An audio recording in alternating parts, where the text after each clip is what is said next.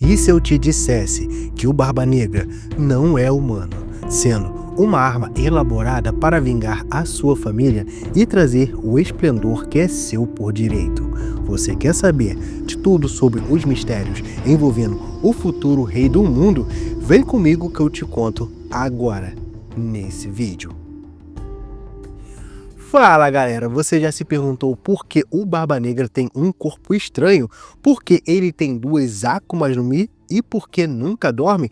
Nós sabemos que o Marco disse que o seu corpo é diferente. E se eu te contar que a resposta para tudo isso está em God Valley, que a Aerys, a mãe dele, transformou o pequeno Tite em uma arma viva para poder vingar a morte de David Shebeck, que o corpo estranho do Barba Negra foi criado propositalmente para poder derrotar Imusama e tomar de volta o trono que é seu por direito.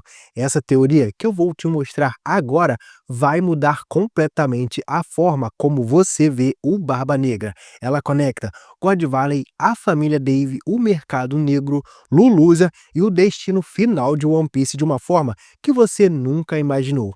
Então, antes de eu te contar, deixa o seu like agora porque esse vídeo vai explodir a sua cabeça. E fica até o final porque eu vou te revelar exatamente como a Aerys fez isso, quando ela fez isso e qual é o verdadeiro objetivo final de Marshall the Tite. Então, bora desvendar o maior mistério do Barba Negra agora. Galera, então vamos voltar para o momento mais crucial da história do Tite, God Valley, há 38 anos atrás. Imagina essa cena comigo, a Aerys correndo pela floresta em chamas com o bebê Tite nos seus braços. Ela acabou de ver o amor da sua vida, David Shebeck, sendo transformado em um demônio pelo Dome Reverse. Ela sabe que ele está sendo forçado a perseguir a sua própria família. E atrás dela, explosões, gritos, o caos total de God Valley sendo destruída e na frente dela, a marinha atirando para matar. E no coração dela, apenas uma promessa em chamas: eu não vou deixar que o sangue dos Dave seja apagado. Mas galera, a Aerys não estava fazendo apenas uma promessa de mãe. Ela estava fazendo uma promessa de rainha, porque ela era a esposa do homem que descendia do rei do mundo, o lendário David Jones, que assombra Imusama até os dias de hoje. E quando o Kuma a salvou com a Nikki Nikki no Mi, mandando ela e o Tite para longe daquele inferno, Aerys tinha apenas uma coisa na sua mente: uma vingança. E vocês sabem para onde o Kuma mandou a Aerys e o Tite? Foi para Sorbet e depois eles foram para Luluza. Isso mesmo, o reino de Luluza que fica no paraíso. O mesmo reino que foi apagado do mapa por Imusama no arco de Egghead. Mas por que Luluza? Deixa eu te explicar. Luluza possivelmente era um dos esconderijos da família Dave. Lembra que o Shebeck disse que a família Dave controlava o mercado negro e vivia nas sombras para poder fugir da perseguição do governo mundial. Pois é, Luluza poderia ser uma das bases secretas da família Dave. Então, a Aerys sabia exatamente para onde ela estava indo e, o melhor de tudo, sabia o que estava fazendo. E aqui é que vem o detalhe que ninguém percebeu, galera. Quando a Aerys fugiu de God Valley, ela, na minha opinião, não estava sozinha. Eu quero dizer que além do pequeno Tite que ela carregava nos seus braços, ela tinha mais alguém com ela, porque ela estava grávida. Isso mesmo, a Aerys estava grávida de uma ou mais crianças quando ela fugiu. Lembra que no capítulo 1163, Imusama disse novos Dave, deu uma pausa e depois menciona uma mulher e uma criança com uma pausa alongada em suas falas. Eu sei que isso pode ser loucura, mas lembrem que nos esboços iniciais do Oda na One Piece Magazine Volume 8, Tite teria duas irmãs, e além de desenhá-las, ele fez a reação do Ace ao vê-las. Então, a Aerys estava carregando mais filhos do Shebeck dentro dela, e isso vai ser crucial para entender o corpo estranho do Barba Negra. Mas antes de eu continuar, eu preciso saber se você está entendendo a gravidade disso tudo. Deixe aqui nos comentários. A Ares criou uma arma viva se você está acompanhando essa teoria até aqui. E se você ainda não deu o seu like, deixa o seu like agora, porque essa teoria vai ficar ainda mais insana. E olha, se você gosta de teorias profundas sobre One Piece, se inscreve no canal e ativa o sininho para não perder nenhum vídeo. E agora, bora continuar, porque agora vem a parte mais sombria dessa história. Porque agora já estamos no pós-God Valley e a Ares acabou de chegar em Lulusa e foi imediatamente para o esconderijo da família Dave. Mas não era um esconderijo comum, era um laboratório. Isso mesmo, a família Dave que no passado, na minha opinião, foi aliada dos Neronas e ajudou a criar o abismo que eu julgo ser uma tecnologia do século perdido. Então, eles tinham esse conhecimento científico avançado guardado entre as gerações deles. E a Ares tinha acesso a tudo isso e logo nos primeiros meses em Lulusa, Ares deu à luz as duas meninas. Agora, com Tite nos seus braços com os traumas de God Valley e duas meninas gêmeas que nasceram em Lulusa, ela iria começar o seu plano para destruir o soberano do abismo. Mas aqui vem um detalhe devastador, porque eu começo a imaginar que ela teve alguns empecilhos em sua vingança devido ao estresse pós-traumático. Então, as meninas nasceram fracas, pois eu começo a pensar que elas não tinham a constituição física forte dos Dave, não tinha o corpo estranho natural da família, eram apenas humanas normais. E a Ares sabia que crianças normais nunca conseguiriam vingar o Xebec. Então, teve uma decisão impossível, porque imagina a dor dessa mãe. Ela está sozinha, escondida em Lulusa, 3 bebês para cuidar e o seu marido foi morto, a sua família está sendo caçada e o governo mundial querendo exterminar a sua linhagem. Ela sabe que apenas um dos seus filhos tem o potencial para vingar o seu pai. Então, a Ares toma a decisão mais sombria que uma mãe poderia tomar. Ela decide usar a ciência antiga da família Dave para transformar o Tite em algo além do humano convencional. Mas para fazer isso, ela precisaria das almas das suas próprias filhas. E com o conhecimento antigo da família Dave sobre as almas, a Ares usou esse conhecimento ancestral para fazer algo que ela nunca tinha feito antes. Ela extraiu as almas das suas filhas gêmeas, que provavelmente morreram ainda a beber por serem fracas, e implantou essas almas no corpo do pequeno Tite. E isso cria um corpo com 3 almas, com a seguinte composição. Primeiro, a alma original de Marshall de Tite traumatizado com o incidente de God Valley. O segundo, a alma da primeira irmã, descrita na One Piece Magazine 8 como a gentil. E a terceira, a alma da segunda irmã, a educada. E isso explica tudo sobre o Barba Negra. Lembre-se da sua bandeira com 3 caveiras para cada alma. Lembra que para derrotar Imusama completamente e reconfigurar o mundo, provavelmente vai precisar das 3 armas ancestrais trabalhando juntas. E também sabia que precisaria de mais 2 Akumas no Mi, como foi descrito pelo David Shebeck. Pois é, a Ares sabia disso tudo. Então, ela criou um corpo capaz de controlar ou até sincronizar com as 3 armas ancestrais e as múltiplas Akumas no Mi, com cada alma podendo hospedar uma Akuma no Mi diferente. Por isso, o Barba Negra conseguiu a Yami Yami no Mi, colocando ela na sua alma principal, a Gura Gura na segunda alma da primeira irmã em ordem de nascimento, e vai conseguir uma terceira no futuro para a sua terceira alma da outra irmã. E além disso tudo, explicaria por que com 3 almas em um corpo elas se revezam enquanto 2 almas descansam e a outra fica acordada, pois é isso que o Barba Negra faz. Ele nunca dorme porque sempre tem uma alma pelo menos ativada, sendo esse até o motivo da sua sua mudança de personalidade. Vocês já repararam que o Barba Negra tem mudanças bruscas de personalidade? Uma hora ele é covarde, a outra é corajoso e estrategista, frio e calculista e até emotivo. São três almas se manifestando em momentos diferentes. O outro detalhe era que Aerys não fez apenas a transformação física nele, galera, porque durante 9 anos ela treinou o pequeno Tite para ser a arma perfeita, porque ela pode ter feito ele passar por um treinamento árduo. Olha só, de 1 a 3 anos ela ensinou a ele a sincronização das três almas e o treinamento físico básico,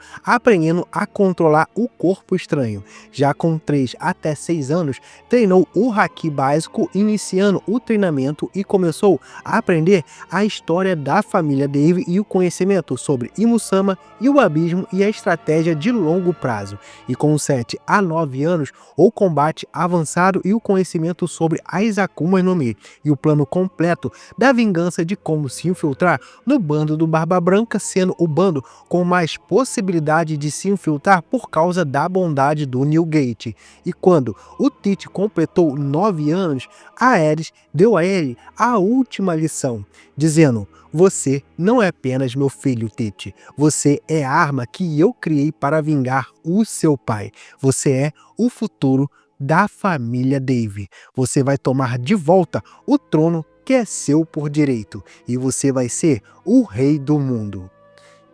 E então Aerys morreu, que pode ter sido por doença, que eu não acredito muito nisso, ou pode ter sido assassinada pelos imperadores do submundo que queriam tomar o controle do mercado negro, os mesmos que nós vimos na festa do chá da Big Mom. Mas ela morreu sabendo que criou a arma perfeita para destruir Imusama.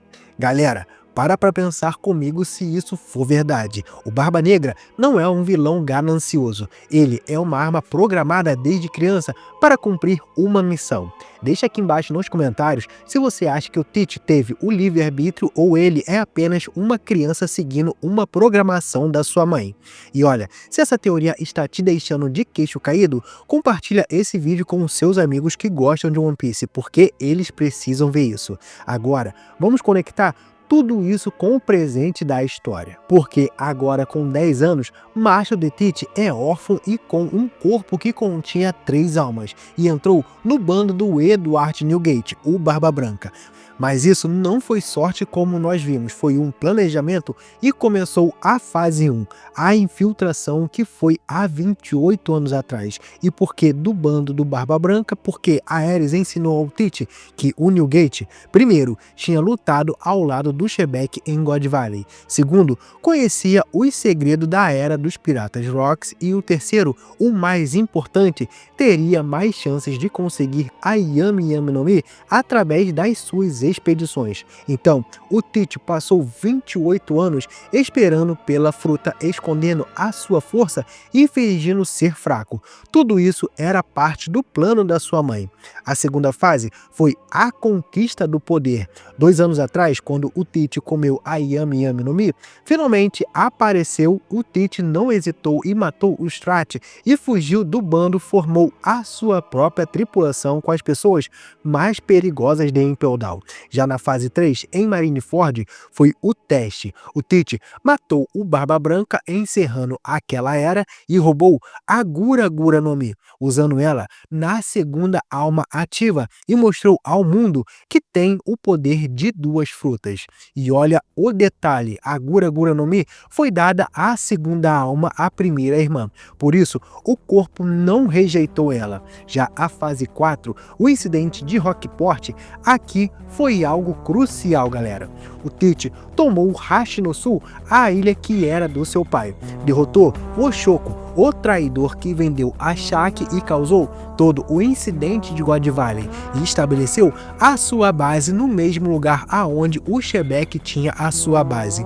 E isso foi algo simbólico, porque ele está refazendo o caminho do seu pai.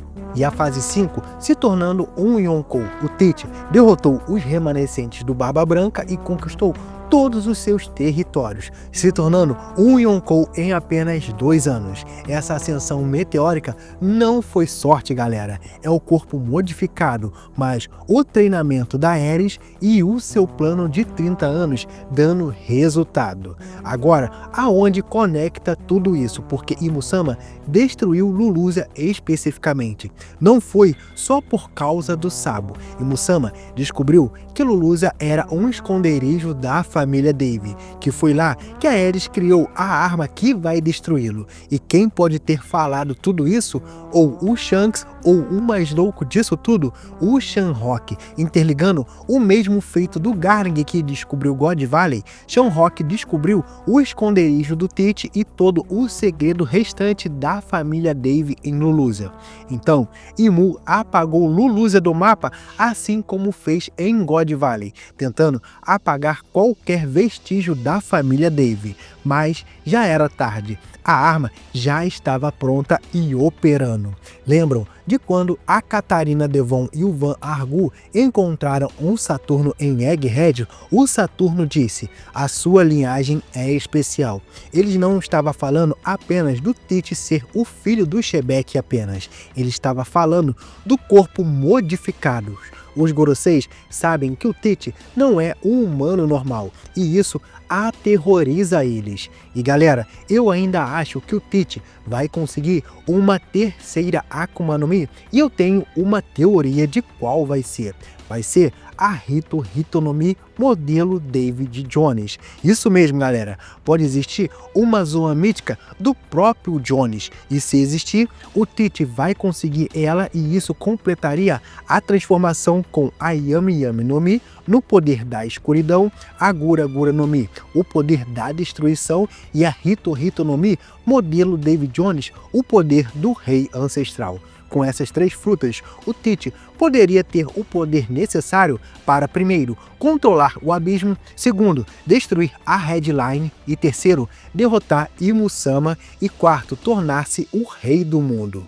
E como nós estamos vendo, a batalha final de One Piece não vai ser apenas o Luffy versus Imo-sama, como nós estávamos pensando no passado. Vai ser uma batalha tripla, com o Luffy sendo o Joy Boy dessa era, representando a liberdade do Deus Sol Nika, que quer libertar o mundo da tirania, lutando pela liberdade de todos. O Teach, o David Jones, o rei do mundo dessa era, representando a vingança dos Davis, e a arma criada por eles, que quer tomar de volta o trono por direito do seu sangue, lutando pelo legado da sua família. E Munerona, representando o controle e a opressão, sendo o tirano de 900 anos atrás, que quer manter o mundo sob o seu controle, lutando para preservar o seu reino, eliminando toda a ameaça que surge. E quem vai ser o vencedor dessa batalha, que começou há 900 anos atrás e ainda não teve a sua conclusão? E esse foi o sacrifício final da Aerys, sendo a parte mais trágica, galera, porque a Aerys sacrificou 2 filhas para salvar um filho. Ela transformou um bebê inocente em uma arma. Ela condenou o Teach a nunca mais ter uma vida normal. Tudo isso por vingança, mas na sua opinião, foi certo ou errado? Essa é a pergunta que o Oda quer que a gente faça. Até onde vai o amor de uma mãe e até onde vai a sede de vingança dela? Nesse caso, o fim justificariam os meios? Coloca aqui embaixo nos comentários. Mas obrigado por ter chegado até aqui. Um forte abraço. Eu espero que você tenha gostado da teoria. Deixem também a teoria de vocês, porque independente do que aconteça, eu vou estar aqui trazendo review e teorias para vocês. Então, antes de mais nada, vocês já sabem, né? Para não perder nada, é bem fácil. Se inscreve no canal, deixem o seu like e o seu hype. Até o próximo. Fique com Deus e tamo juntos e fui!